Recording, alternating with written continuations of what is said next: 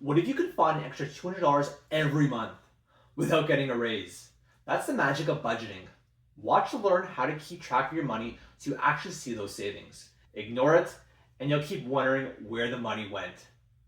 Coming up, you'll learn what a budget really is and why it's more than just numbers on a spreadsheet.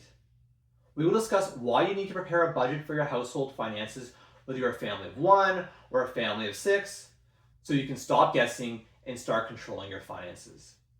Lastly, I'll discuss how to prepare a budget step by step, even if you never prepared one before. So, what is a budget? Think of a budget like a GPS for your finances. Without it, you're driving through life hoping you'll end up somewhere good, but a budget sets your route, shows you every turn, and tells you if you veered off course. That's why we start here, what a budget really is, and why it's the single most powerful tool for taking control of your money.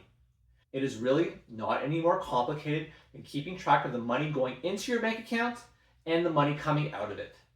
This is a tool everyone should use. No matter how low or high your income is, it is really that important to achieve any financial goals, like paying off debts, or buying your first house, or even saving for retirement.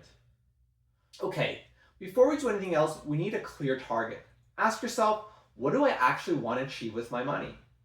You need to define your financial destination.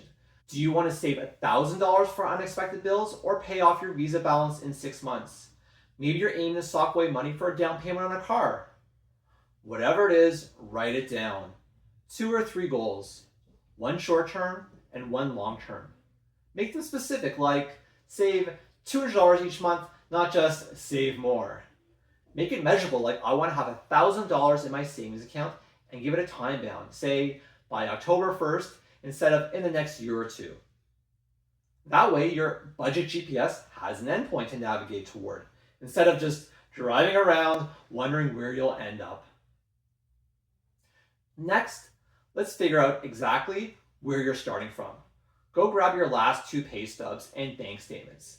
List every income source, your main job, any side hustles, even birthday gifts you know are coming in, and tax refunds. Then list the fixed bills you have to pay every month, such as rent or mortgage, utilities, internet, phone bill, and car insurance.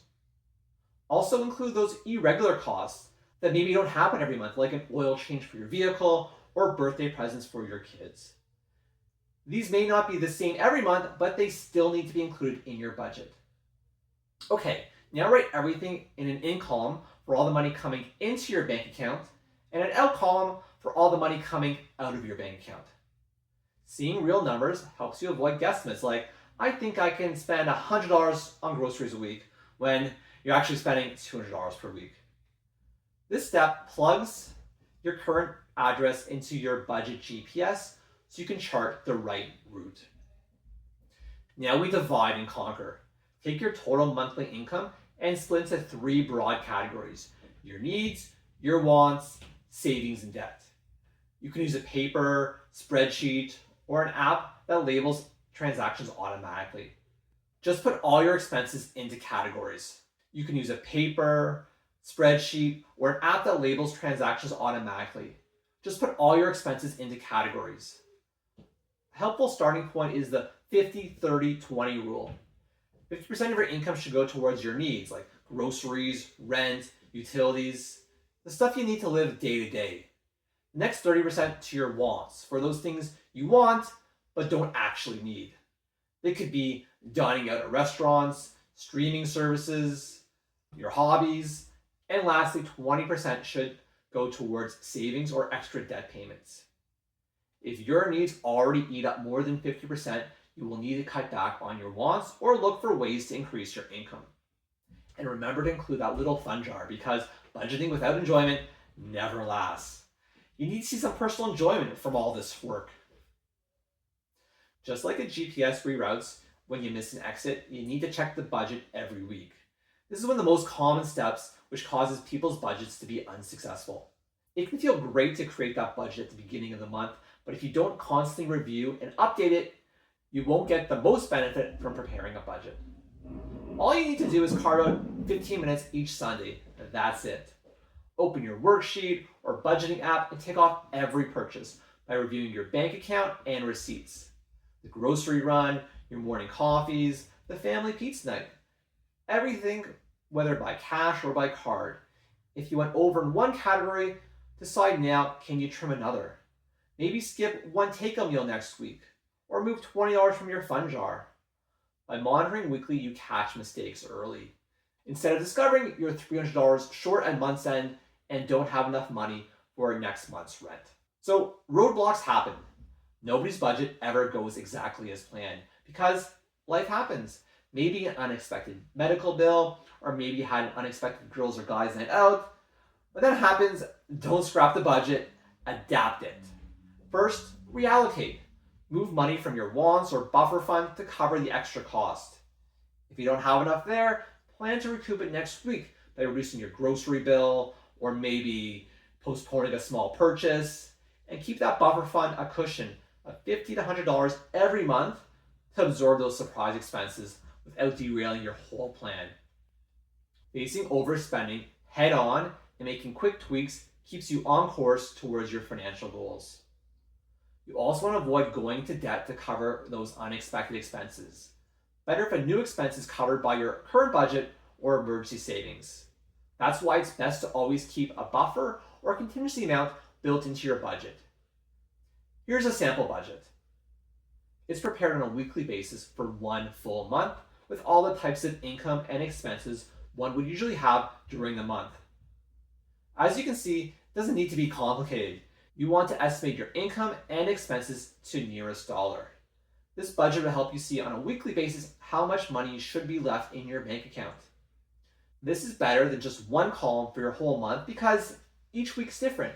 You probably only get paid twice a month, so you need to make sure you have enough income from each paycheck to cover your expenses for the next 2 weeks. Many people probably have their expenses front-loaded, where they have to pay their rent and insurance in the beginning of the month, and the second half of the month has fewer expenses. That's why completing your budget on a weekly basis can be so helpful.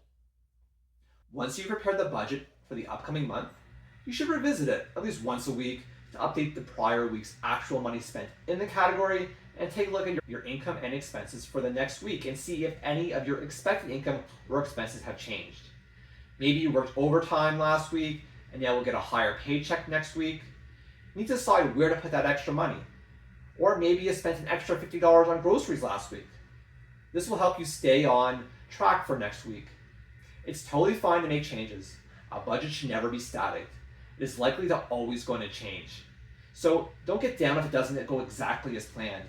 Though, a properly prepared budget should ensure you don't miss any payments or incur any non-sufficient fund charges from your bank.